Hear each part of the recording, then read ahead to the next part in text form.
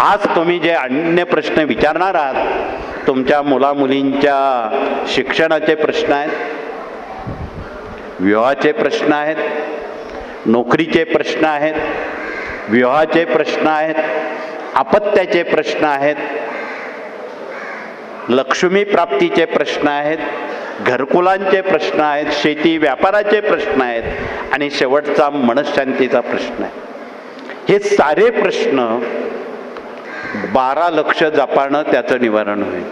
म्हणून आता तुम्ही प्रश्न विचारत बसू नका, ते कागद घेऊन त्याच्यावर काही मांडत बसू नका.